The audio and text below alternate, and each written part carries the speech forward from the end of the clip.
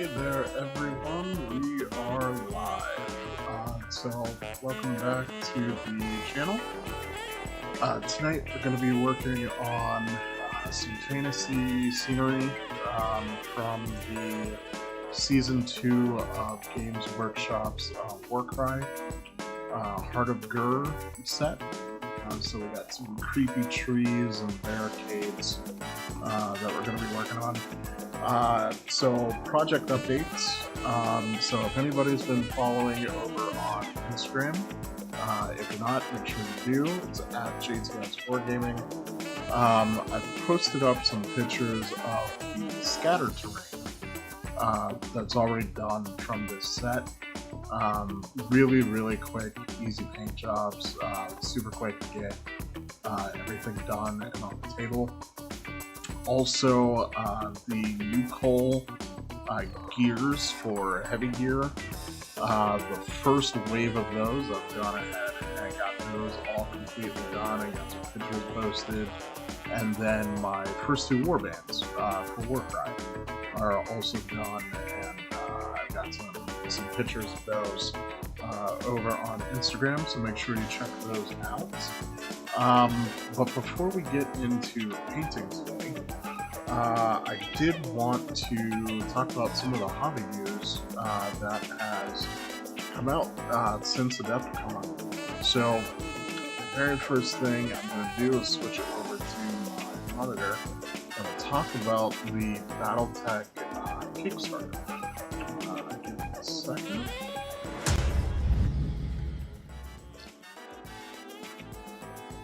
And let me kill these lights. Well, I'm not painting. There we go. Doesn't look like I'm on the surface of the sun. But yeah, so Battletech Mercenaries. So they kicked off this project, I want to say maybe a week and a half ago.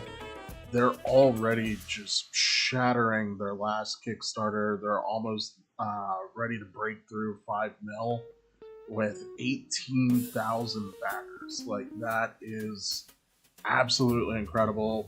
Just kind of shows the resurgence that Battletech is going through right now, which is absolutely phenomenal.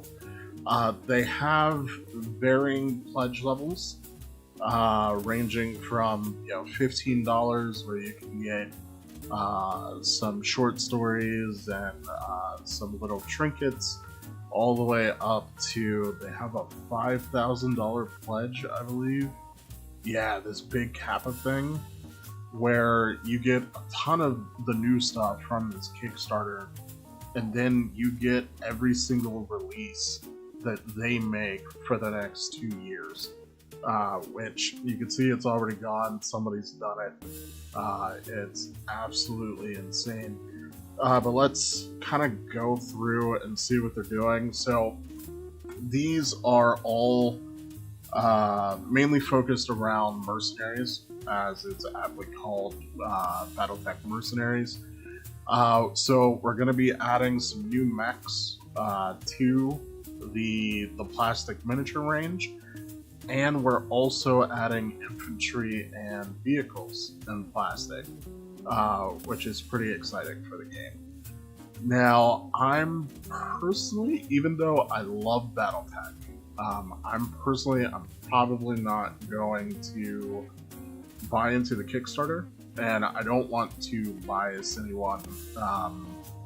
If you love Battletech, you think it's a great value for what you're getting, by all means, go ahead and back. I'm not saying it's bad.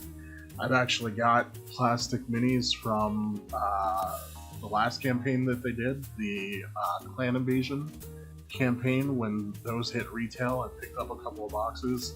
The sculpts are great. I actually painted some of those on my YouTube channel, so if you're interested, you can go ahead and hop over to my YouTube channel at JTS4Gaming and check out my House Karita painting video, where I show how I painted up my lances for that.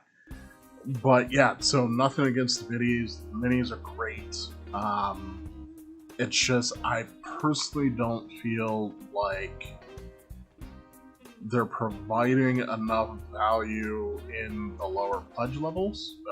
Once you start getting to the slightly expensive pledge levels, they start adding some more value into what you're getting.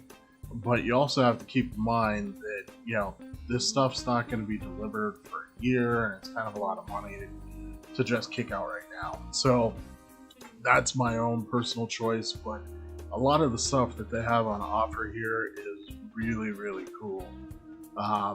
Really awesome to see the Phoenix Hawk 2C, one of my personal favorites. They had the Marauder in here somewhere. I might have walked. Nope, here we go. The Marauder 2 AK. Absolutely love that. They have the original Marauder with dorsal gun options, which is pretty cool. Some 3D renders of the models. Some of the vehicles, which honestly, these vehicle sculpts are absolutely amazing. And not just for Battletech, where they needed to have these options for a really, really long time. But these sculpts look fantastic and can totally be used in any, small scale, 6mm game rule set that you want, especially if it's miniatures agnostic. These look great, and typically these Lance packs that they bundle up are fairly inexpensive at retail. So I think these are going to be huge sellers once they come out to the market. Here's all the add-on swag. Now, these neoprene mats, I actually own a couple of the set from the Clan Invasion Kickstarter, and they're really nice. Exactly what you would expect from a neoprene battle mat. It does what it says on the tin. The one thing to note, if you're not familiar with Battletech, these maps are specifically for the classic hex-based game. It's not for Battletech Alpha Strike. Battletech Alpha Strike. Yes, there we go. Said all the things. Now, this is... I'm of two minds of this. So one, like, my absolute favorite mech in Battletech is the Mad Cat. Like, when I saw that when I was in 7th grade, actually I'll never forget, it was a class trip to Toronto, Canada. And I went into a hobby store in a mall that we, got to spend a couple of hours in. And that was back when Battletech had a tradable collectible card game. And I saw the Mad Cat, and I just needed to know everything about this universe. This is iconic Battletech for me. But this 4-inch Timberwolf statue is not usable in the game. Like, it's completely out of scale. It's meant to be a display piece, which is cool, but they're valuing it at $45, and they're including it in almost all of the miniature pledges. So the inclusion of this, instead of making this optional, means that you're getting less minis that can be used in the game. And we'll do some comparisons to the Clan Invasion Kickstarter so you can see exactly what I'm talking about. But awesome art, par for the course. So let's go through these pledge levels real fast. So you've got the Paper Pusher, $15. They're valuing it at $50. $57 on the high end. The only miniature that you could have gotten with this was if you backed within the first 48 hours. They were going to give you a free plane. But yeah, you're really just getting a whole bunch of novellas, which I do enjoy Battletech fiction. I do recommend it if you like, sci-fi and stompy robots. So if we go to the next level, the $35 recruit level, you get the beginner box, which I actually forget the MSRP on this. Let's look this up. Battletech beginner box.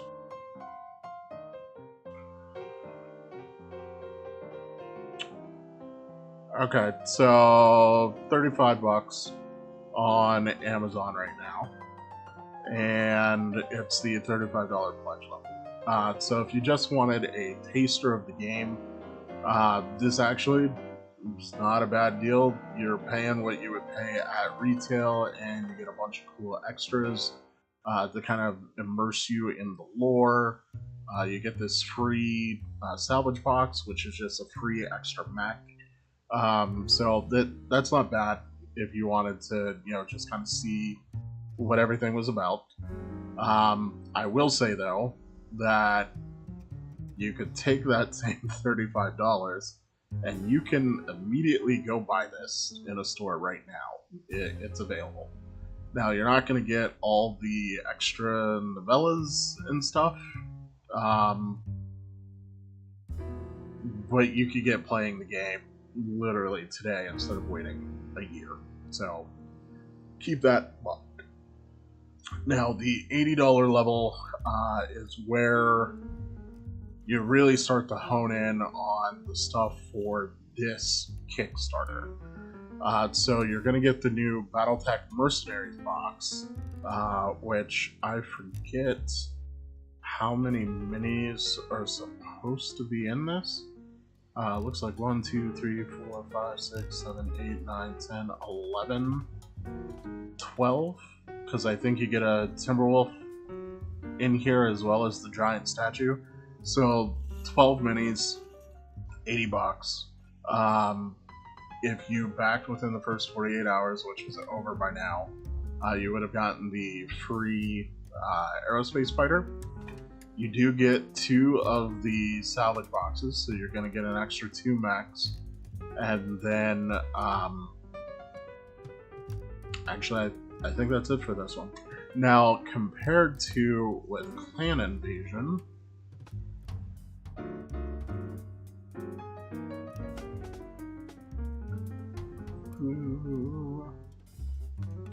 so their most comparable level would have been the Star Captain Pledge, where you were getting the Clan Invasion box set, which only had 5 minis in it, and then you were getting 2 Star or Lance packs. So if you did an Inner Sphere Lance, you'd end up with 5 mechs. If you did a Clan Star, or did I do that backwards? I think the Inner Sphere packs had 5 and then the Clan had 4. It might be the other way around. I could be getting confused. But either way, you got 2 of these packs and you got to choose from a very wide selection. And then you got your free salvage box, but then they had unlocked additional salvage boxes, and then they also unlocked, you got Clan Elementals inside of the Clan Invasion box, so you got 2 free minis there. And then with all of the other stuff that you got unlocked, I mean, like, look at all of this stuff through the campaign. You got a lot of value for, that $95. But let's keep going through. So the company, so with this, you get the Mercenaries box, you get 2 Force packs, you get all of the swag and everything, you get your 3 Mercenary salvage boxes down here, and I believe that was it on this one. But now if we swap back over to Clan Invasion, where not the merchant, here we go. The Blood Named $150 pledge level. So you got Clan Invasion. You got, they had unlocked a stretch goal for double forces, which meant they doubled how many lance packs that you were able to get. So you ended up getting 4 of these lance packs, and each set of 2 came with a free salvage box. So you got a total of 5 salvage boxes, 4 lance packs, the expansion box for the clan invasion, and then all of your swag that came with it. So for the old clan invasion, let's say you went with the probably getting this wrong. I want to say the clan came in 4 packs. That's probably wrong. But whichever one came in a 5-pack, let's say you chose that so that you can maximize the number of packs that you were getting. So you got 5 in the base box. You got 4 packs of 5, so that's another 20, so you're up to 25. They added the elementals, so now you're up to 27. Then you got 5 salvage boxes, you're up to 32. You got a free urban mech, so 33, and then you got a free legendary salvage box, so you're up to 34 miniatures and all of this swag for 150 bucks, which honestly for a Kickstarter, that's a pretty good price point. Here, you're looking at the base 12, then your 2 force packs, so let's say they were 5 miniatures, so you're up to 22. You get 3 salvage boxes, so you're up to 25, and that's it. You get, all of this, the novellas and the little bit of swag that you get, but it's a pretty big difference in value. And then for this campaign, where the value sort of jumps up a little bit, but it's still not at the same level as their last Kickstarter, is at the 275 level, which is a little pricey for my taste, but you get 6 force packs, the mercenary box, all of your swag. They do give you an extra force pack that was unlocked, so you get 7 force packs total, and your 3 salvage boxes. So this is probably the level where I imagine most people, if they can, they're jumping in. But also take note that, they're already at just under 5 mil with 15 days to go, and their last campaign only brought in, I want to say, 2.5. Where is it? Yeah, almost 2.6 mil. So, they've already doubled their money from their last campaign, and they're not giving you quite as much value. So take that, as you will. But yeah, no, I am excited to see them bring a lot of that new stuff to market. Once it's actually out and available in the stores, I may cherry pick a few things, especially the small scale vehicles. It's always nice to just have those around for random games. And whichever pack that Mad Cat comes in, I'll probably scoop that up as well. The other thing that kind of makes this kind of a hard pill to swallow, I do like these plastic mechs, but I also have access to 3D printers. And so with a lot of the mechs that are available in Battletech, there are free 3D print options, and Catalyst Games Labs, the publisher, unlike some other games, Battletech is technically miniatures agnostic. So they don't mind you, 3D printing your own mechs, painting them up, and then playing the game. The miniatures are almost secondary to you actually being able to play the game. Like, they actually have free to print like paper standees of mechs that you can use to play the game. So that's another thing that kind of keeps me from jumping on this one. But like I said, by all means, if this is your jam, definitely check it out. But yeah, I've been rambling on long enough, so let's get to some painting. Let's get back to the hobby desk.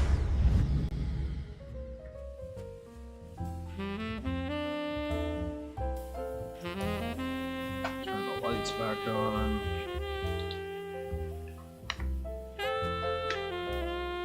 And just lock the cap from the water bottle. Alright, so what have I done so far? So, I primed these with enamel Rust-Oleum spray cans. So it was sort of a zenithal, but in brown. So I used Rust-Oleum Espresso, did an all-over coat, and then came over top with, I forget the name of this light brown. It's honestly, though, it's not important. Like, any light brown will do. The paler, the better. We really wanted to go for, like, off-white. Did a 45 degrees zenithal all over. Then, once that thoroughly cured, I came in and sprayed the bone bits with Skeleton Horde contrast. And tonight we're gonna dry brush over all of that, get the bone done at a minimum. Then up here on the branches, it's bulbous pink contrast. Initially I had airbrushed it so that I can kind of get a fade into this brown. The coverage was mediocre and I didn't want to do a second pass through the airbrush. So I just went ahead and brushed it on to make sure I had good coverage on these tips. And then when I go to stipple the tree, we'll work on the blends. So the first thing I want to do is work on that bone. So we're going to be dry brushing some wraith bone to start with.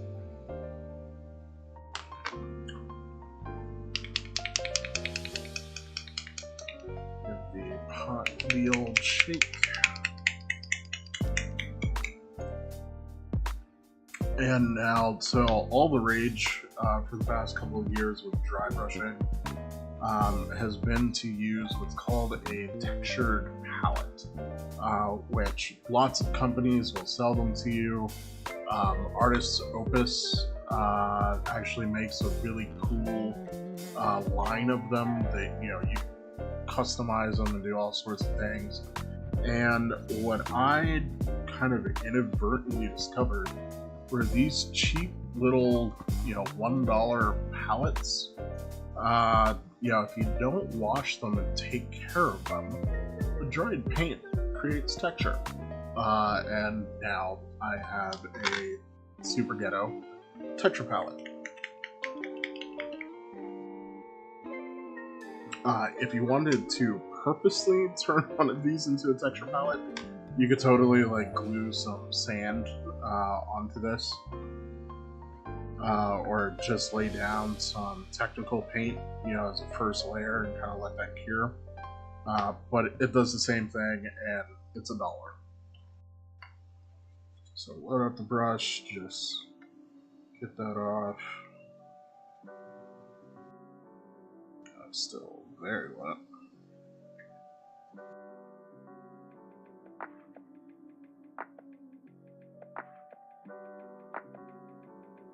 Always kind of test it out on my hand before I hit the model, just so I know how loaded the brush is. And we're literally just going to give this a very heavy overbrush. We're really only trying to leave contrast in the deepest recesses. And as I'm doing this, I'm moving my brush in a circular motion.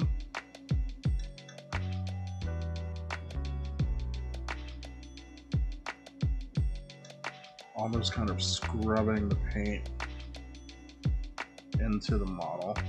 Now this deep recess that you really can't see, I'm not going to worry about it because it's in shadow.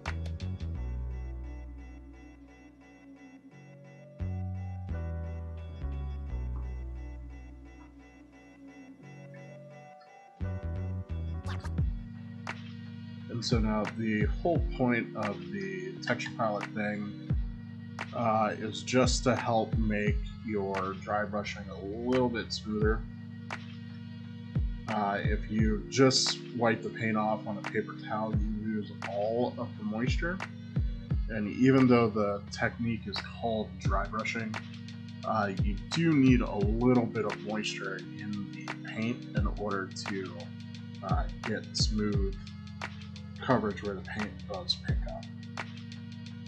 So using a textured dry palette will still retain some of that moisture in your brush. It helps make things really, really smooth.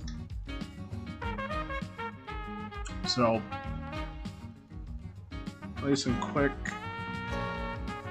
And then now, it's a two-step job here. We're going to take some Frexetti white, and this pot is almost dead, so whenever it does officially die, I'm going to switch to Pallid Witch Flesh, which the two colors, I don't know if that'll pick it up.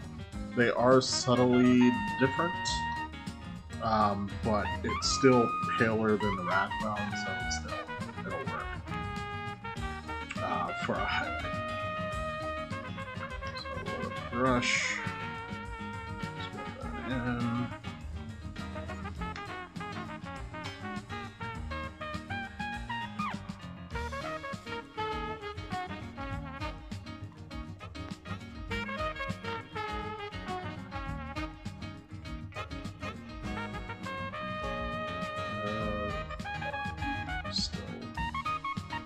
A wee bit too much. There, that'll go. And much the same thing.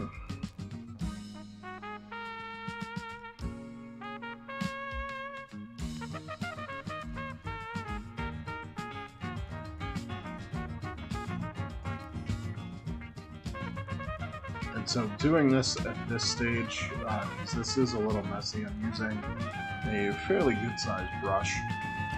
So as some of this gets on the tree, that's perfectly okay. Because when we do the tree, we'll end up cleaning everything up, and then the tree eventually is going to get some pretty heavy oil washes. I'm probably not going to get to that tonight, but once we get to that step, it'll mute everything and help blend it all together. And honestly, a little dry brushing on a tree isn't going to hurt. There's some nice texture on the bark.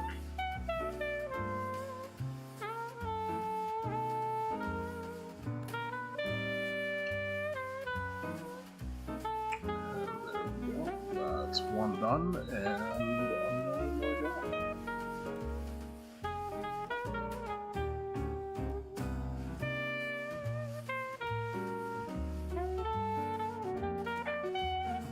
yeah, so the hobby ADD has been a real problem for me over the past few weeks. There was some time where I needed to let the enamels dry before I could move on, and so I was like, alright, well, let me start working on those Nucol mechs that I was working on a couple weeks ago. And then the trees were ready to go, but then I was in the middle of the Nucol project. So I went ahead and did that, and the trees just kind of sat. And then one night, I wanted the hobby, but I didn't feel, yes, we are in Jazzland, sorry. Didn't feel like painting on camera. Mentally, it's a little taxing. Like just avoiding all of the equipment, you know, trying to mentally split my attention to what I'm working on, but then also what's like happening in chat and everything. So didn't feel like painting on camera, and put together a whole bunch of like old Marvel Crisis Protocol stuff. that, you know, I've been sitting on, and I kind of want to do that in the near future. Yeah, I know. In order for you to see what I'm working on, I have to blast the lights, which makes me look like I'm Jesus.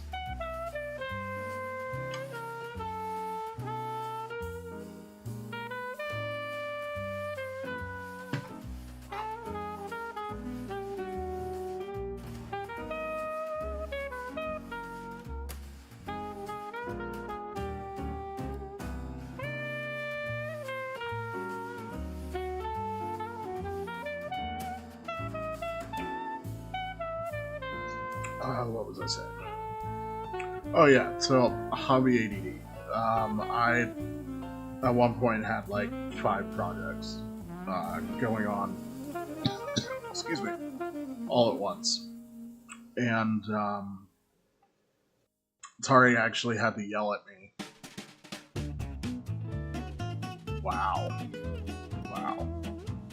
haters gonna hate. Yeah, so Tori had to yell at me to make up my mind and just finish something. And so, we're knocking out these trees, because once the trees are done, I will actually be able to start learning how to play the game. I've got 2 war bands ready to go.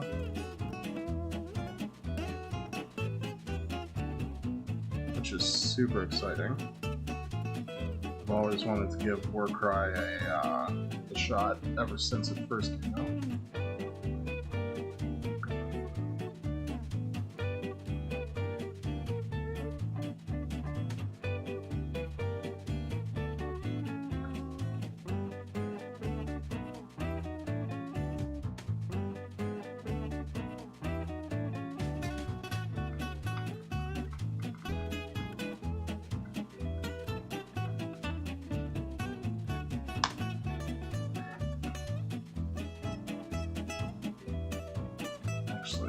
Trying to film this piece is so hard because the bone is like behind this barricade. It's hard to get it on camera.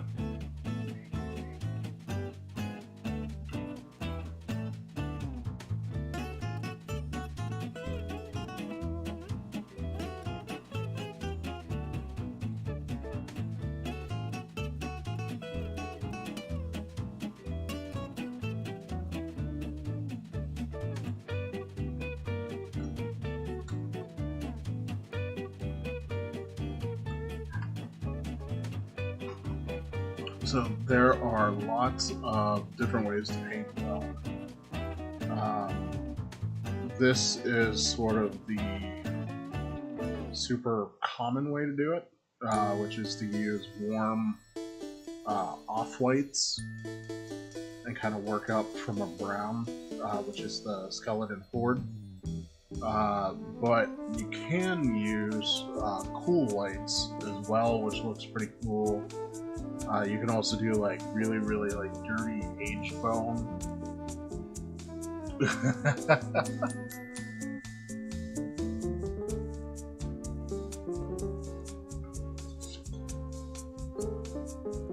And add some white to that.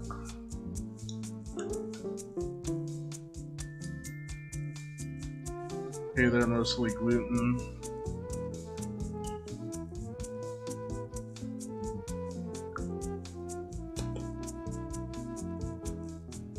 Okay, so yes, I am into rock and metal. However, I acknowledge that having people scream while I'm trying to talk is probably not what people want to listen to.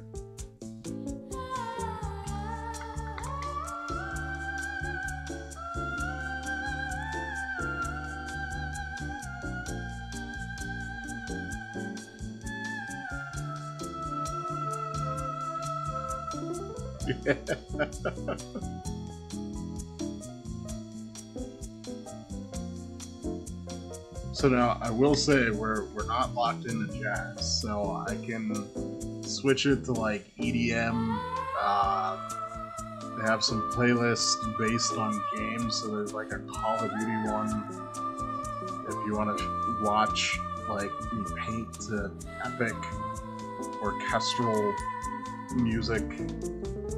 I think there's one based on League of Legends. So we have options if people don't want to hear jazz.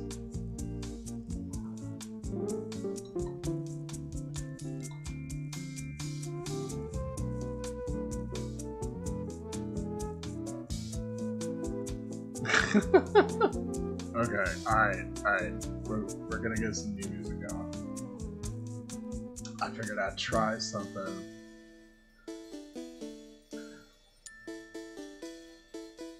Alright, we got...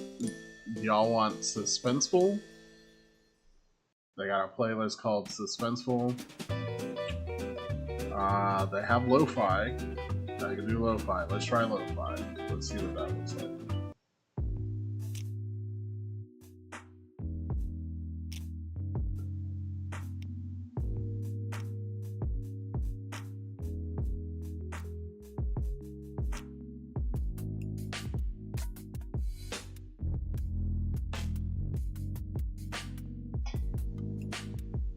Let me know if the lo-fi, if that's alright.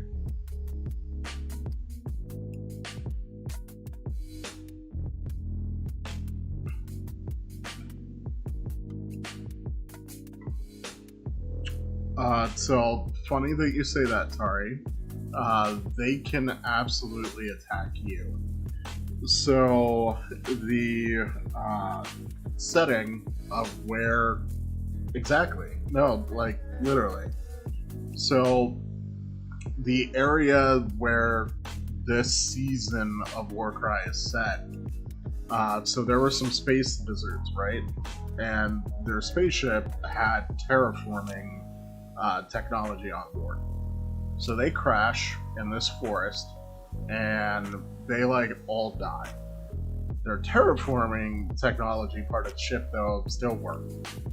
And it just started creating these like this man-eating forest, essentially. So now, centuries later, everybody is like, oh hey, you know, we heard rumors of this forest and there's like treasure there and magical artifacts, so we gotta go see what that's about.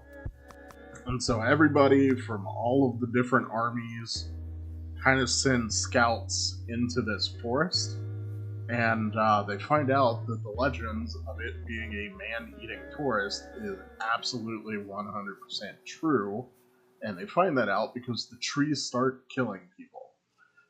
So the trees like literally can get up, and like these little talon things at the end of the branches are talons, and they will kill you.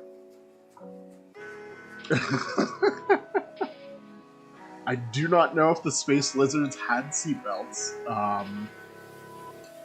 but yes, the tree making machines survived.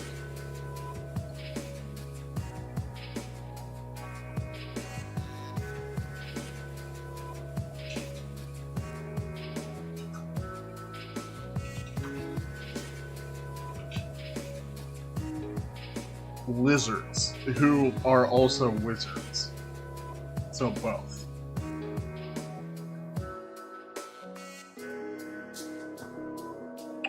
So we're gonna show Tari what the space lizards look like.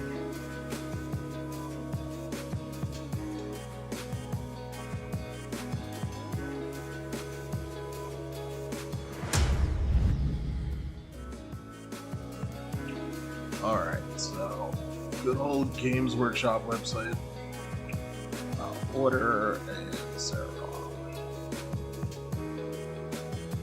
So these are the Lizwiz. Yes, Tari. So very sort of like Incas, Mayans, sort of inspired. This guy is the head Lizwiz.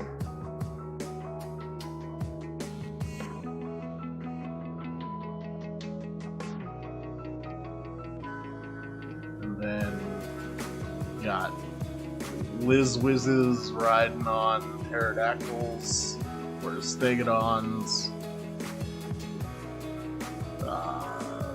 or more dinosaurs, carnosaurs, sort of a T-Rex looking thing. Yeah, so those are the Liz Whiz.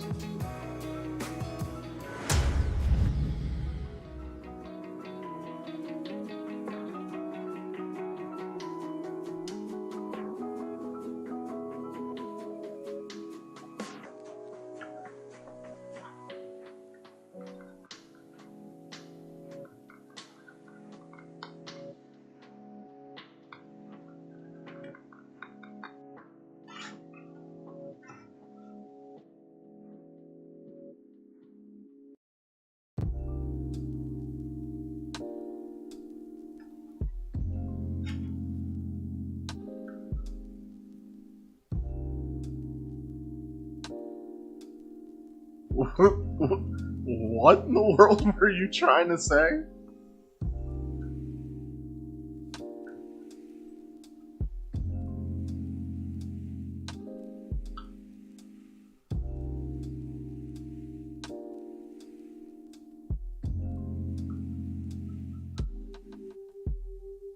Wow, okay.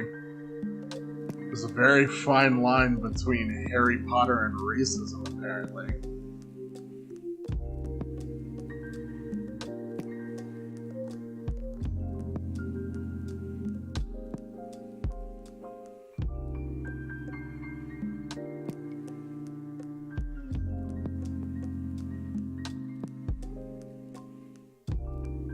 So I feel like, Tari, I don't know with 100% certainty, but I feel like they can probably talk to the lizards. And, you know, the pterodactyl probably wants to be ridden. It wants to fight the good fight.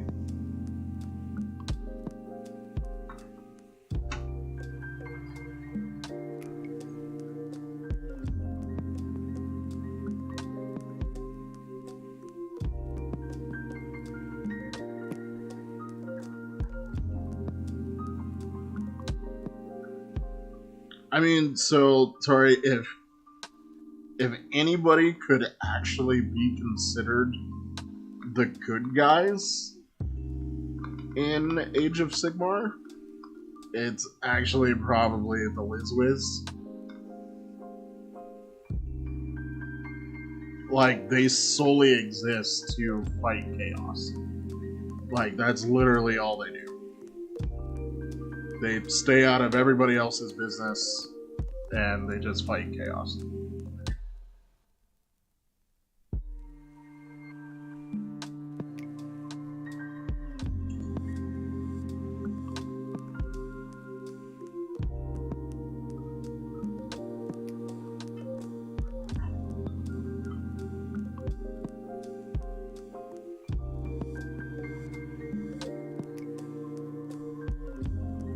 They've been fighting chaos. This is fantasy tarot. This is fantasy. This isn't 40k. Although technically they do have a 40k equivalent in the lore, but in the lore they've sort of like nobody has seen them for like 15,000 years. And people just kind of assume that they were all killed.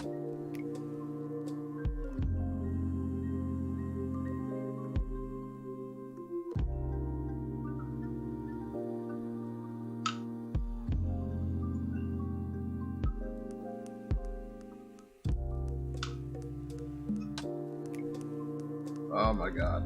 I never want to paint this much bone at one time ever again.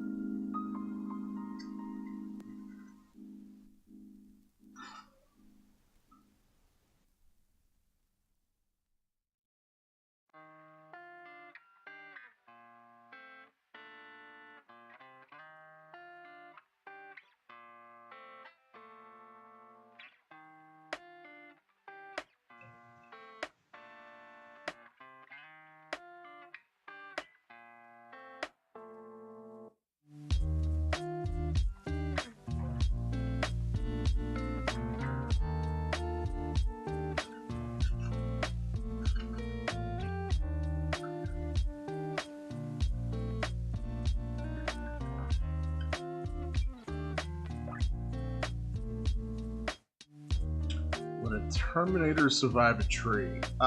So that's actually a very good question.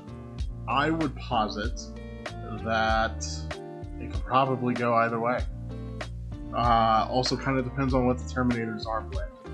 So if he's got, you know, let's say like a Thunder Hammer, or a Chain Fist, probably stands a pretty good chance of surviving. If he was maybe a heavy weapon trooper and he like had an assault cannon, probably not that helpful against a tree, and he's probably gonna die. If he had a heavy flamer, I imagine that would be helpful. You could set the tree on fire.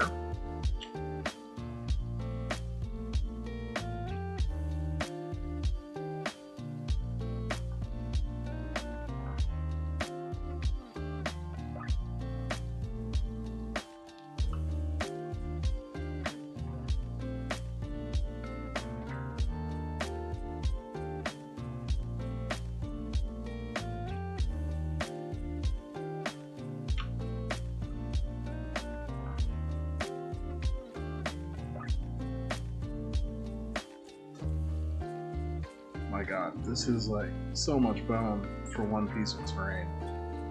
I am sick of dry brushing this. I still have another color to do.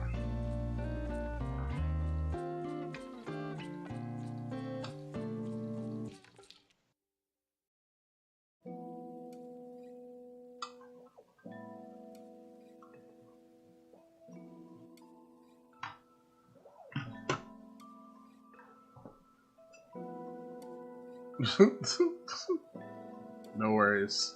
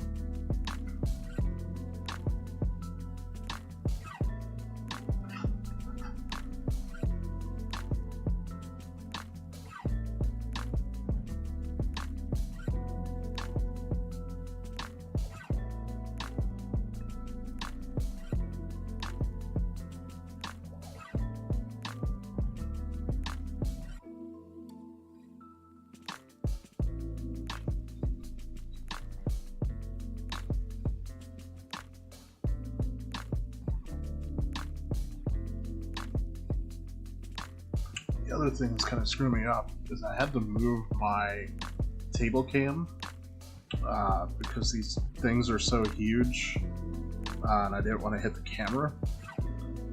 But I've got the muscle memory for it usually being over here. So if I'm moving things out of shot, yell at me.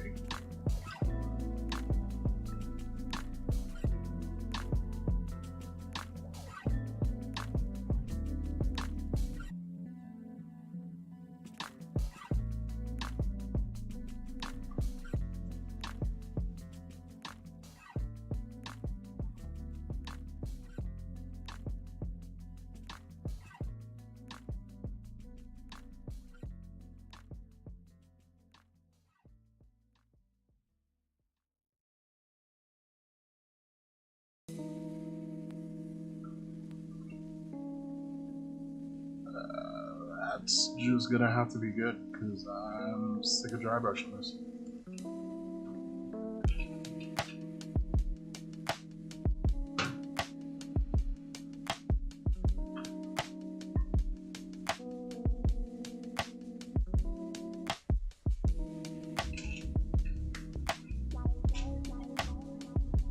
Thankfully, that's like the only super annoying piece that's like all bone.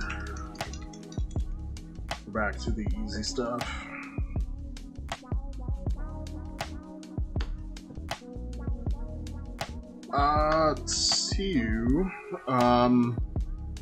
Yes.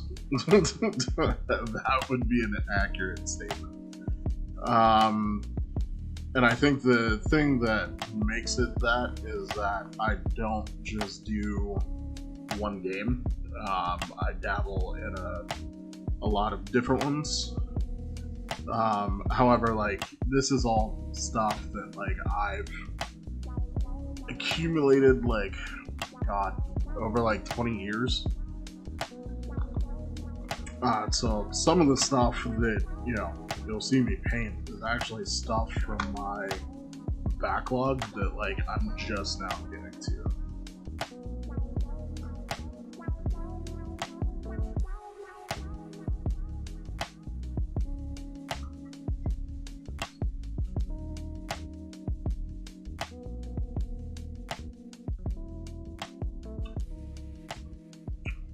However, in the past,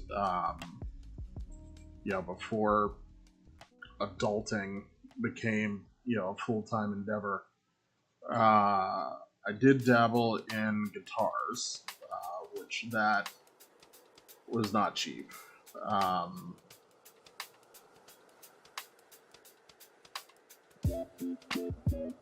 was about to say so I do that too, MG. However, I haven't gotten anything new in quite a long time, which is probably why it didn't jump to the forefront of my mind. And I don't practice as much as I should, so I'm not having to worry about ammo expenses as much. But yeah, that can definitely get pricey. Actually, Tari used to make fun of me because so there was a Walmart that was on the way to the range that I would go to back home in Pennsylvania, and they sold. They just had the best price on ammo anywhere on my side of town. So I'd be talking to Tari on my way to the range, and she would make fun of me that I would go to Walmart to buy ammo.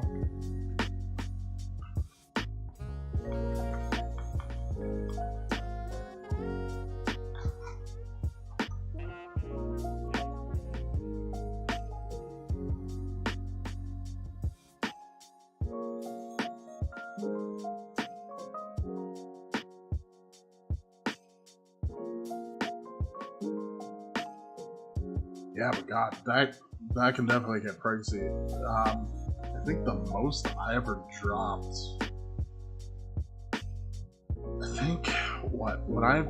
So I got a Beretta CX4 like when they first came out,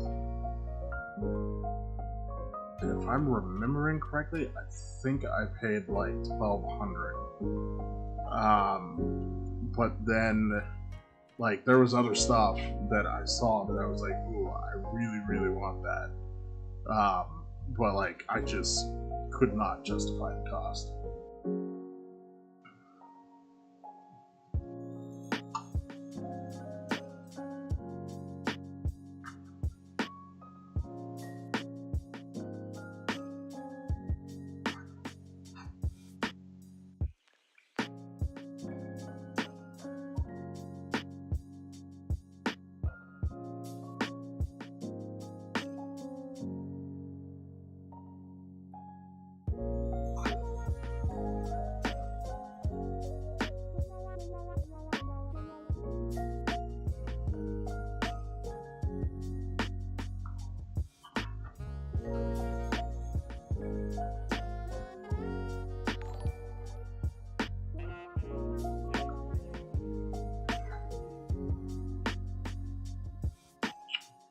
Oh, hey there, Biggle Dog. Thanks for the follow. Appreciate that.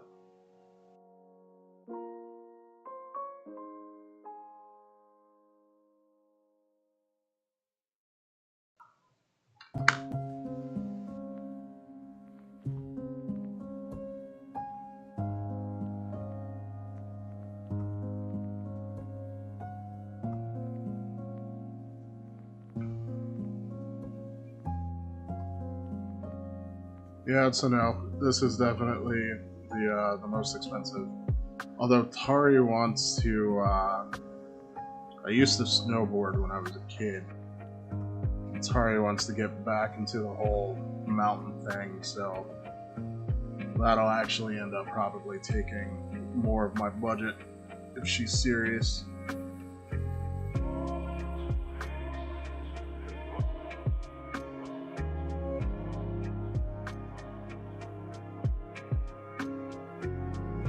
Oh, nice.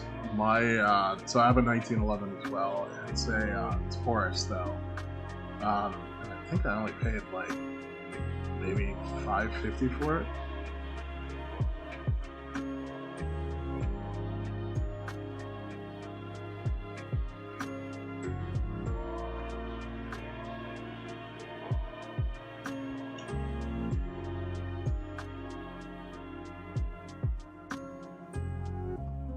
Love that thing though.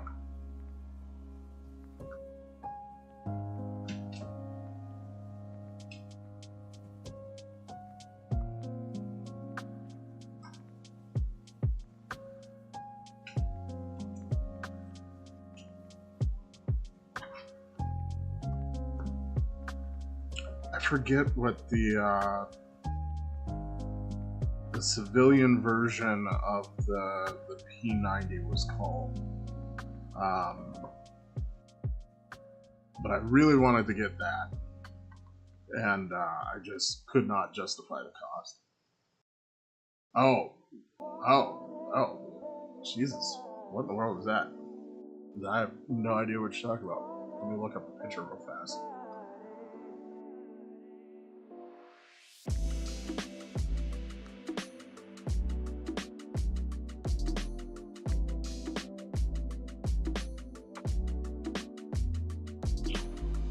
Oh, interesting. Okay.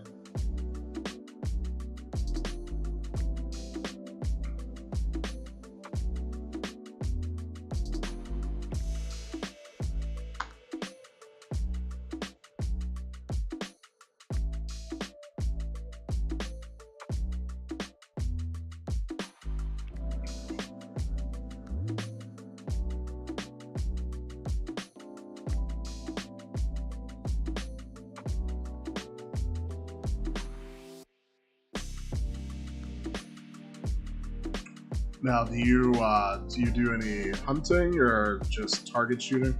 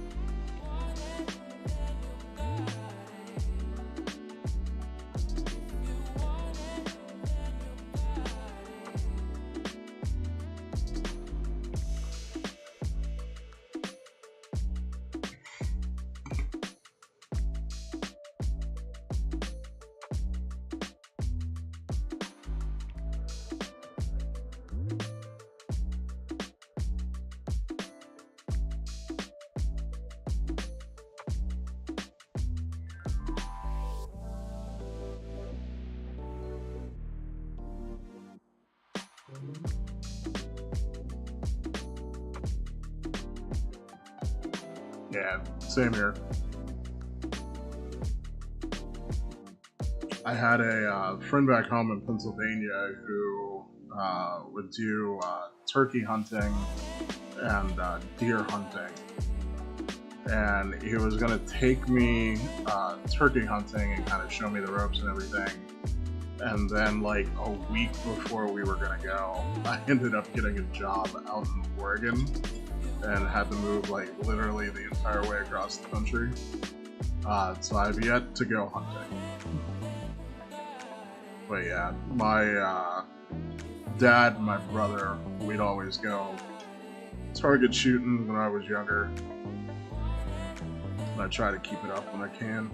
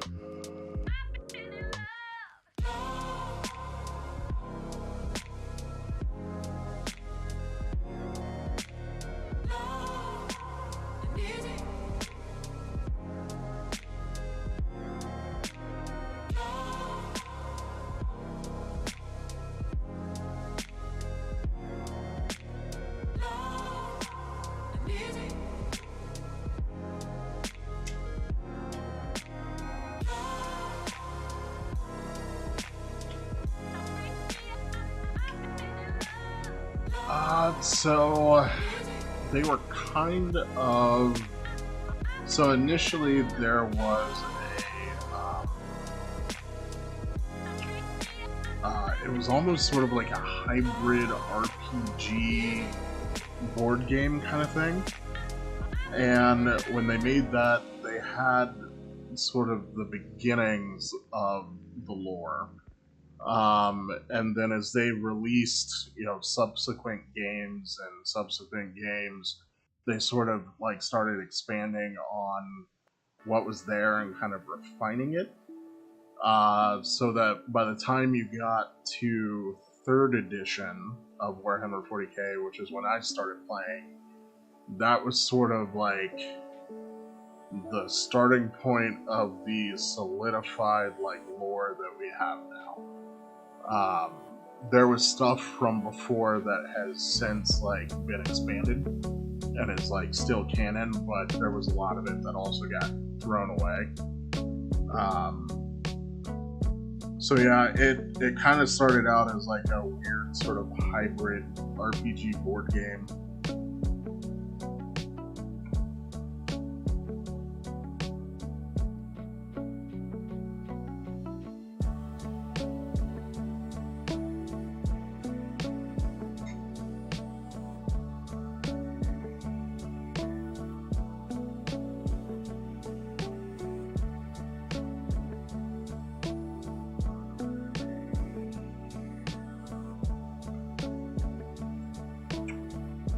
Which there's another like way bigger content creator, Guerrilla Miniature Games.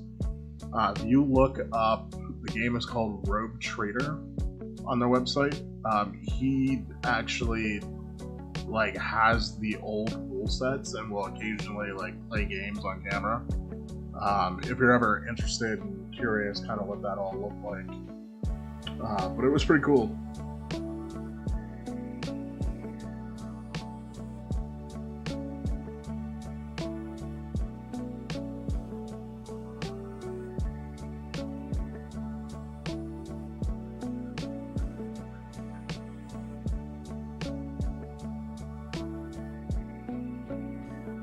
But yeah, no, they've done a lot with the lore. Like from, I'd say like 3rd edition through like the middle of 7th, sort of the lore was kind of static. It really didn't change much. It was more just like, yeah. So before it was Warhammer, I think the very, very first game was Rogue Trader. Then there was Space Marine.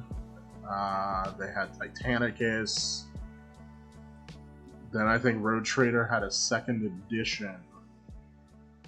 And then I think Warhammer 3rd edition was really the first Warhammer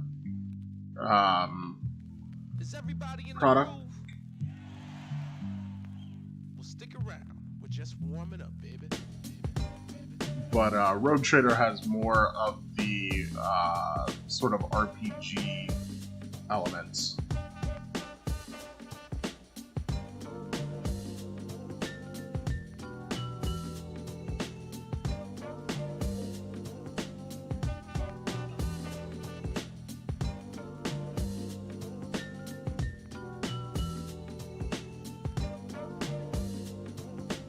Oh man, so this is my favorite piece out of the whole set.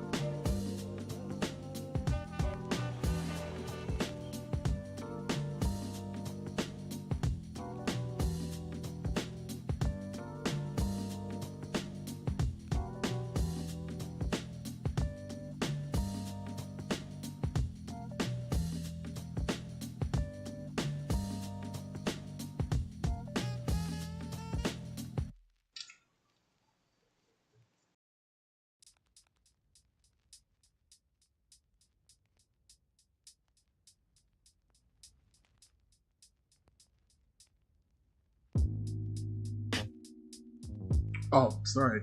I was starting to explain stuff and then trailed off. So yeah, so like from third edition to seventh edition, the lore didn't really change much for 40k.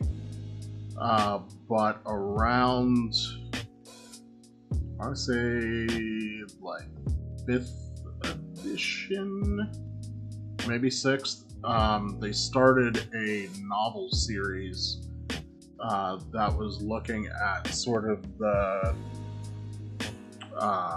proto history for the game, which is set 10,000 years earlier. And the time period is called the Horus Heresy.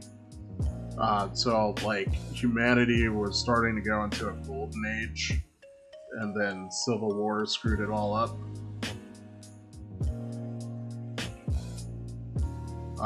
And that was a, like, callback, you know, it was like a one paragraph detail that was in an old book from Rogue Trader, and like they turned it into, you know, like a, God, I think there were like 60-ish novels, and, you know, probably just as many short stories, and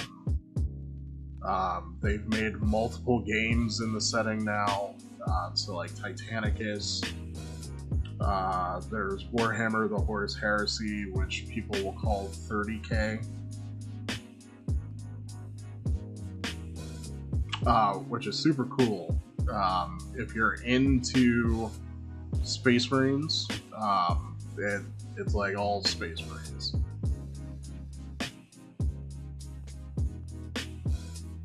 There are some other factions, but it mostly centers around the Space Marines and their civil war that they had.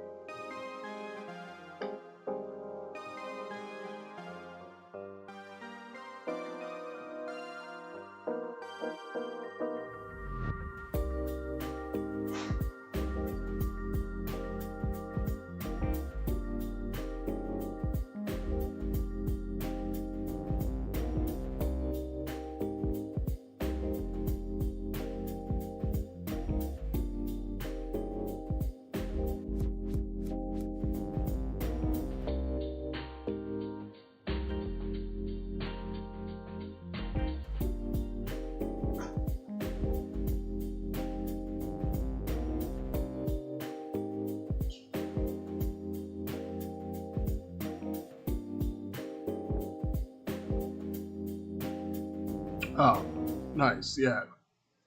It's honestly, it's my preferred setting. So in the Horus Heresy game, I mostly play the Mechanicum. So I've got a collection of knights and all the esoteric Mars stuff, all the vehicles and robots.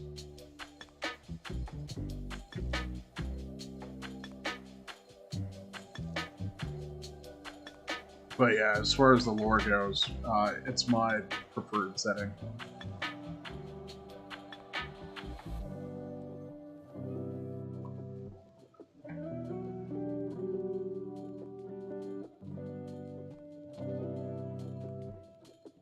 Oh. Ooh, in a rush. Didn't do the white.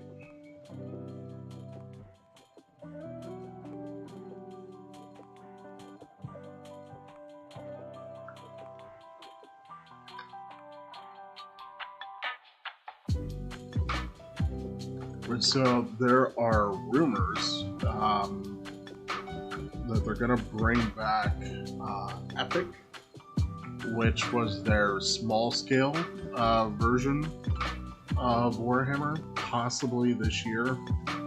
All of the rumor mongers are saying we'll probably get an official announcement at the end of the month at Warhammer Fest.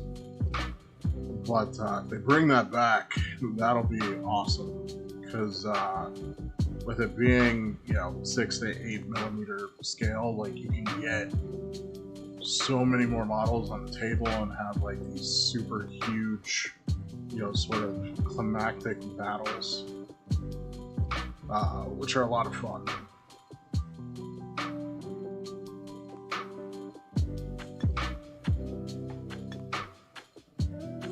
That was actually way back in the 90s when I first got into it. Right before they killed Epic, the original version. I was just about to pull the trigger and get into it. And then they stopped supporting the game.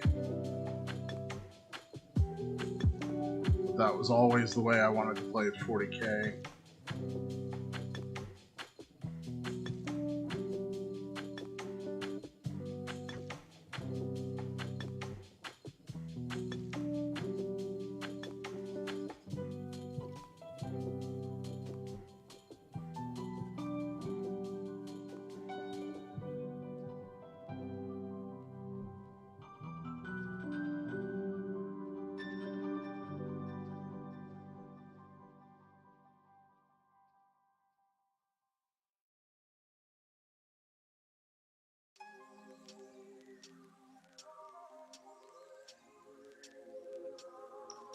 Go.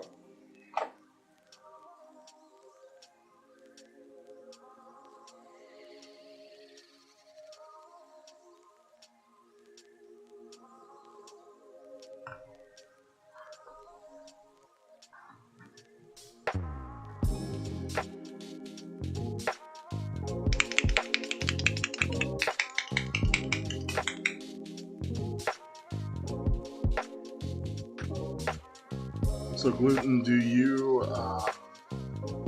you just read the novels, or do you play the Horus Heresy game?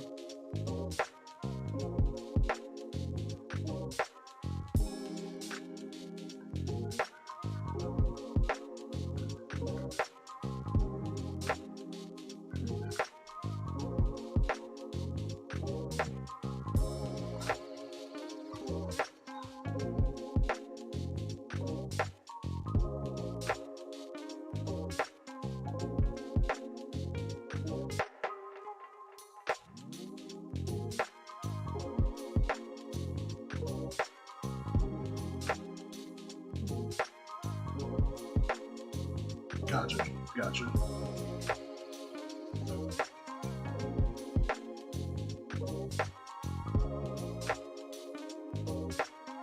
Yeah, it was a pretty damn good series. I didn't read all of the short stories, but I read all of the main novels in the series. And I've started doing I guess you kind of call it the sequel series, the Siege of Terra. I've got those on audiobook that I'm listening through right now.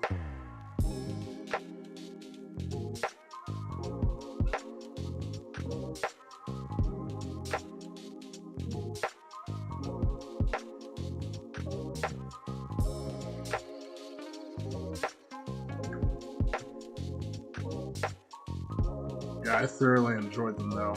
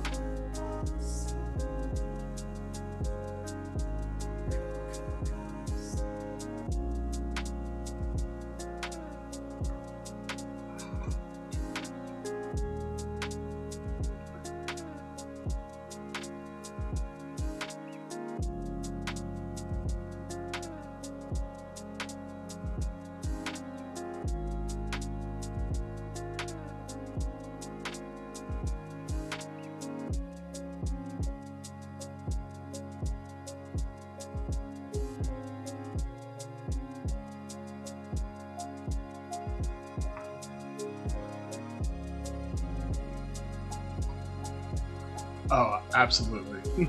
Absolutely. Like, you would essentially always be waiting for the next one to come out. I'm a little bit of a rapacious, reader. Like, I will, finish like a 500-page novel in like a day or two. So like, as a new one would come out, I had to wait like 4 or 5 months for the next one to come.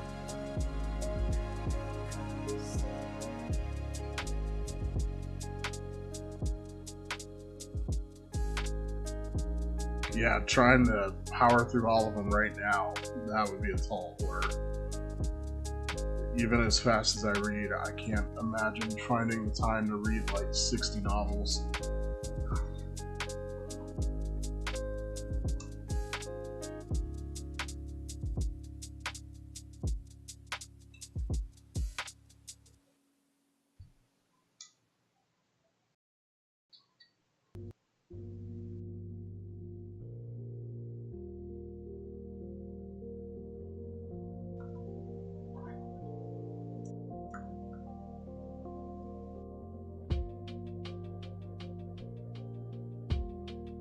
Though I will say the audiobooks are helping me get through the Siege of Terra series because I can put them on while I'm working.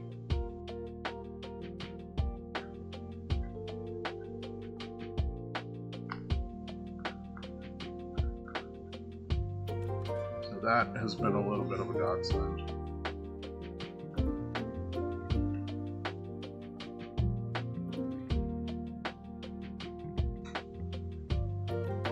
Nice.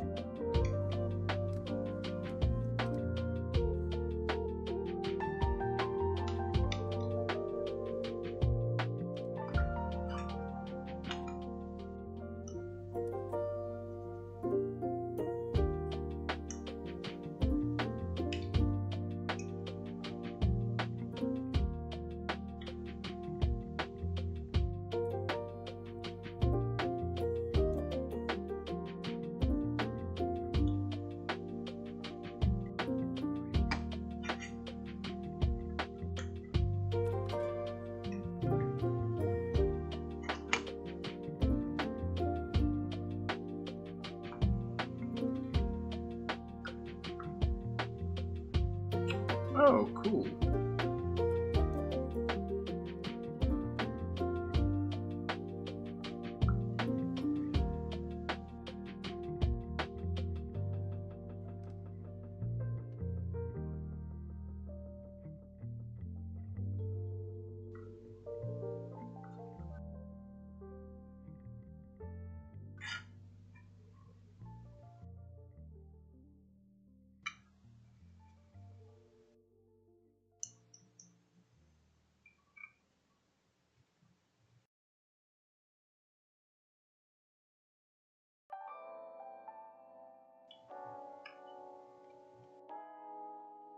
Yeah, I know. I'm a software engineer, so usually listen to an audiobook or some music while I code. Although you would be surprised how many stupid meetings that I have to sit in. Like, meetings are the bane of my existence.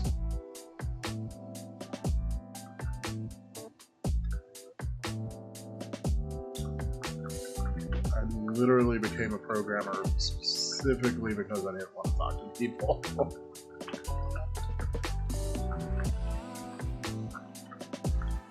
And what they don't tell you in college is that the higher you go on the corporate ladder, the more people you have to talk to.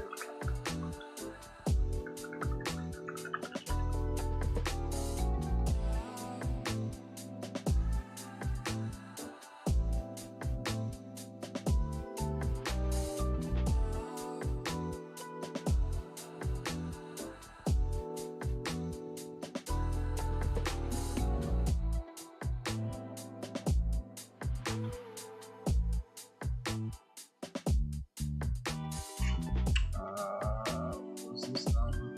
Did I do the light? I think I did the light.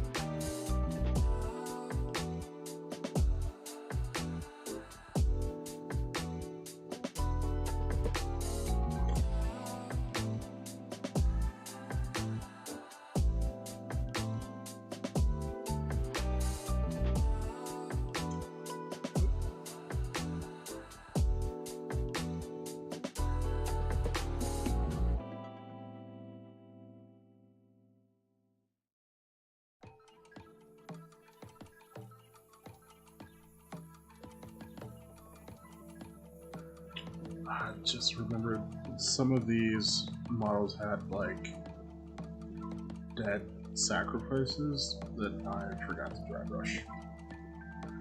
So I'm gonna have to go back and do those.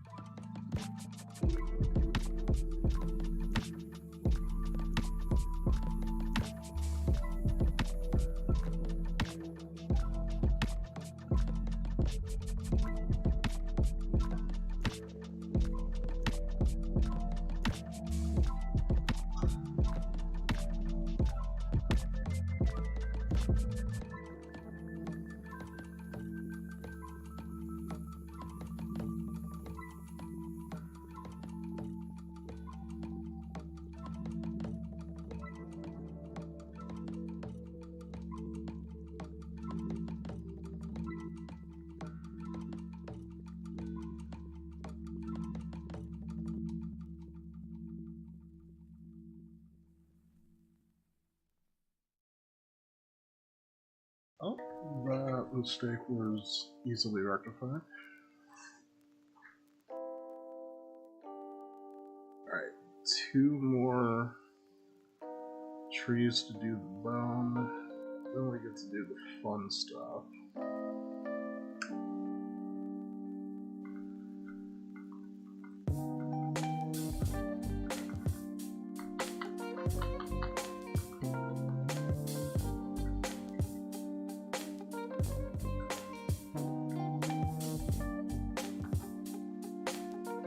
Which, PSA, if you ever decide to, get into a brand new game, don't do what I've done here, which is get everything and then try to paint it all at once. Start slow.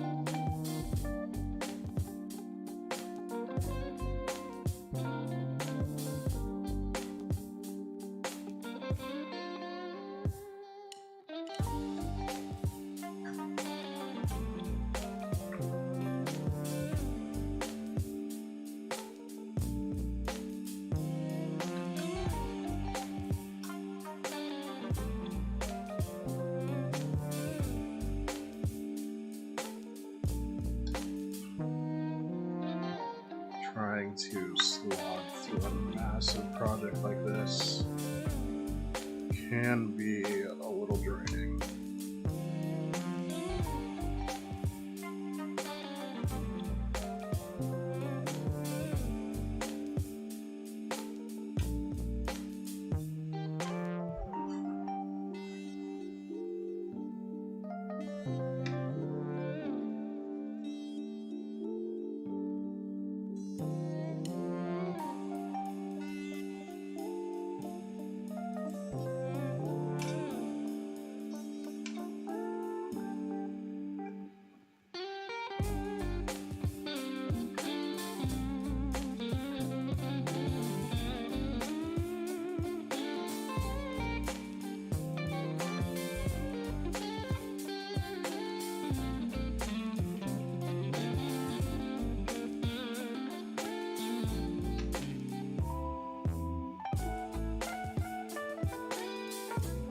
To mitigate the burnout, though, I'm trying to keep this paint scheme simple. So, like, after all the spray work, the trees are going to be 3 colors, bones 3 colors, the base is, I'm going to cheat on that and not actually paint it. So stay tuned for how I do that. That'll be another stream for another night. But yeah, it's best to generally just not do what I've done.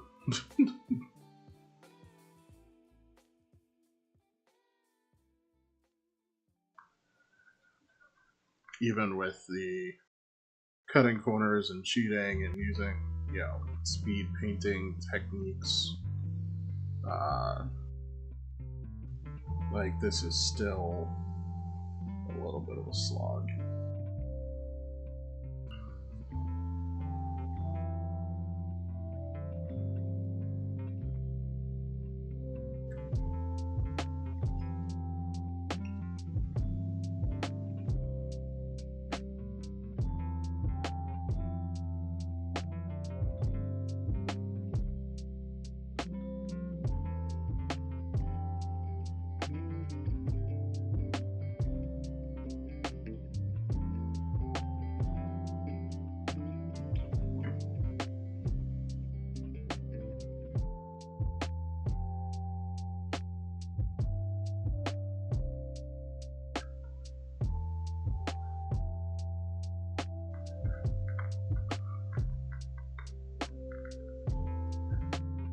Yeah, the other thing I kind of miss is back in the day.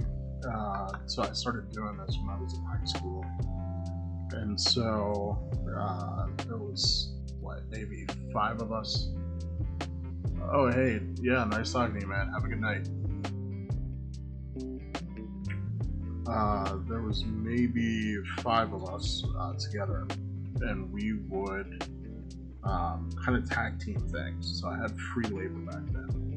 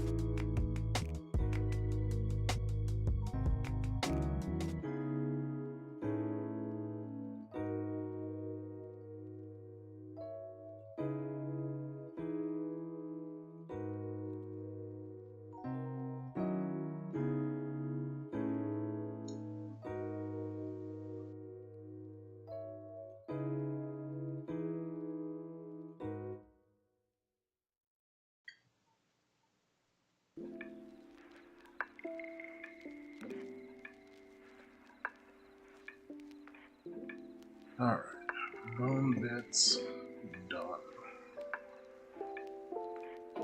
Clean our brush off a little bit.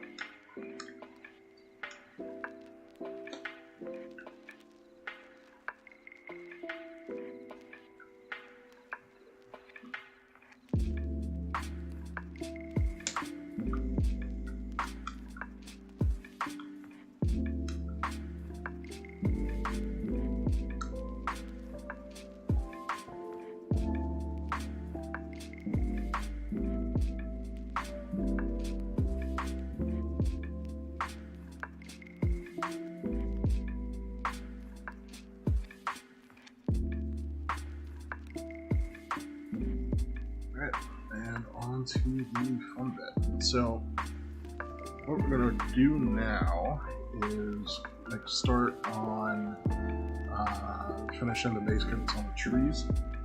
So we've already got this sort of pinkish magenta thing going on the branches. We're going to stipple into a mid-tone brown. And then toward the base of the tree, we're going to switch into an olive green. So we're going to get that fade from magenta to brown to olive started. It's going to look like absolute crap right now with the acrylic base coats, but we're laying these down in this specific way so that when we go to oil wash these, we're going to work with 3 tones of oil washes. This is going to help those oil washes blend together really nicely. And I call this the fun bit because you're not using any brain power for this. You're literally just stabbing the model with a paintbrush. And really the only thing we need to be careful of is when we get close to the skulls and the bases, we just need to be a little bit more targeted with our stippling. But all I'm doing is just stabbing this on the palette, getting a ton of the excess off. But my brush is still wet, and then we're literally just stabbing. So this is very irregular. Which is the point. We kind of want a little bit of a riot of color going on. We don't want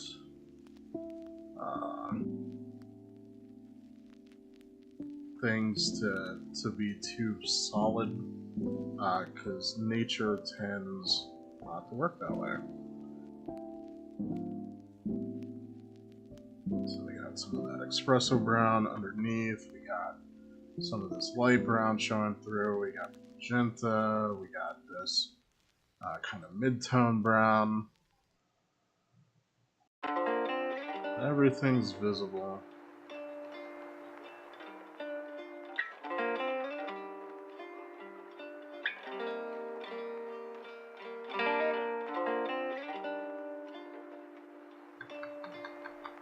As you can see, I'm going up into the magenta, and that's what's going to help start the blends with the paint.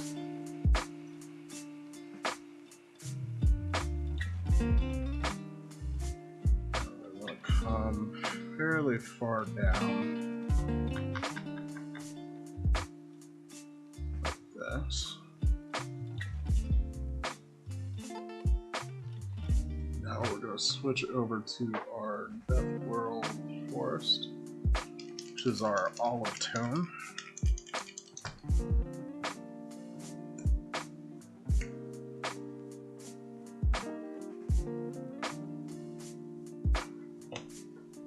And so another trick is there's a little bit of brown that's on my palette. Not worried about that.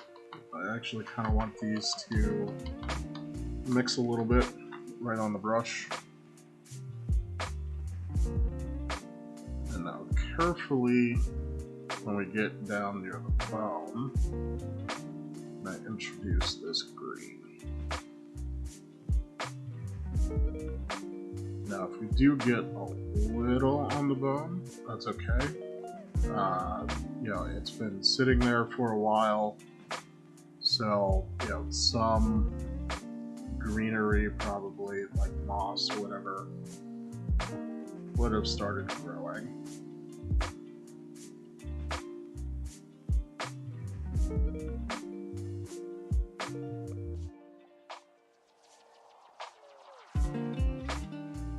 That's fine. Anything super egregious we can clean up, but a little bit's okay.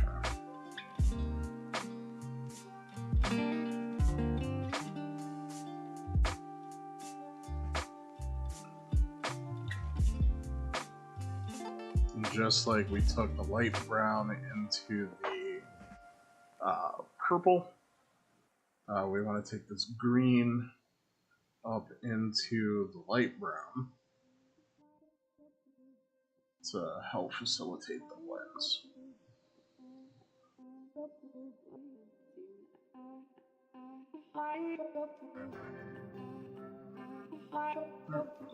And like I said, it's gonna look like hot garbage right now,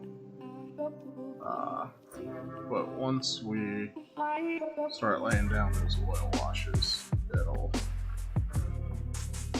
look pretty ace.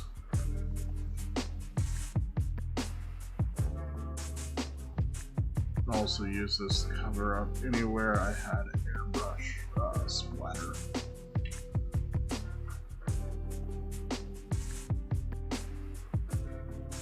That I didn't want.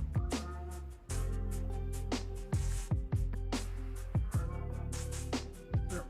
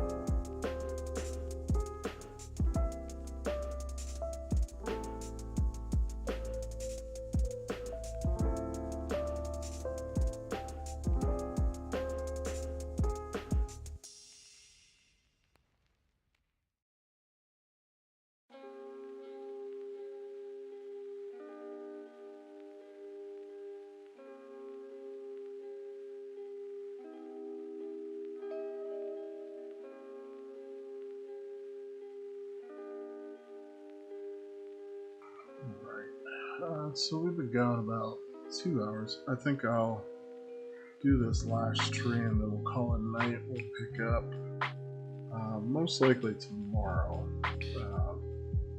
I have off tomorrow, so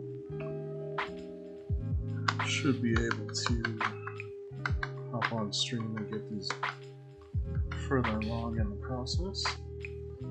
Because honestly, once we get the base coats on the trees done, we're going to contrast paint all of the bamboo, and that should be fairly quick. And then once that's all dry, we're ready to start the oils. And that's really the last step of all of this.